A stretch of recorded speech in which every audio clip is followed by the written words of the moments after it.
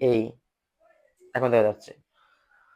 So যে ত্রিভুজের হচ্ছে গিয়ে বিপরীত বাহুগুলো পরস্পর পরস্পর সমান এবং হলে একটা কোণ 90 ডিগ্রি, তাকে কি বলে?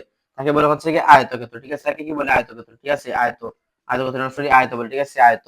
তো বুঝতে পারছো, বর্গ হচ্ছে গিয়ে আবার বুঝাই, যেহেতু হচ্ছে গিয়ে ক্যামেরা অন্যদিকে ছিল। তো বর্গ হচ্ছে গিয়ে সবগুলা বাহু সমান এবং হচ্ছে গিয়ে একটা কোণ 90 ডিগ্রি। রম্বস হলো গিয়ে বিপরীত বাহুগুলা সবগুলা বাহু সমান, বাট কোণ হচ্ছে গিয়ে 90 ডিগ্রি না, ঠিক আছে? কোণ 90 ডিগ্রি না। সামান্তরিকের ক্ষেত্রে সামান্তরিকের ক্ষেত্রে হচ্ছে গিয়ে বিপরীত বাহুগুলা সমান, কিন্তু হলো গিয়ে কোণগুলা হচ্ছে গিয়ে সমকোণ না। আয়তের ক্ষেত্রে কি হবে? আয়তের ক্ষেত্রে হবে বিপরীত বাহুগুলা পরস্পর সমান এবং হলো গিয়ে একটা কোণ 90 ডিগ্রি। সো আজকের ক্লাস এতটুকুই। ক্লাসের মধ্যে হয়তো বা অনেক ভুল ত্রুটি হইতে পারে।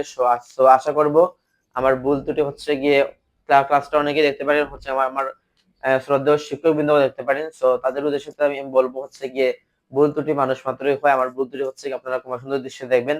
আমি হচ্ছে গিয়ে শেখার চেষ্টা করতেছি আর কি, শেখার প্রসেসে আছি। আমি হচ্ছে গিয়ে শিখতেছি এবং হচ্ছে কি তোমাদের যারা জুনিয়র তাদেরকে ডেলিভার করতেছি। সো ভুল হতেই পারে, ভুল হলে হচ্ছে গিয়ে কাইন্ডলি ক্ষমা সুন্দর দৃশ্যে দেখবেন। সো আজকের ক্লাস এতটুকুই। আর বাই বাই, দেখা হবে পরবর্তী ক্লাসে।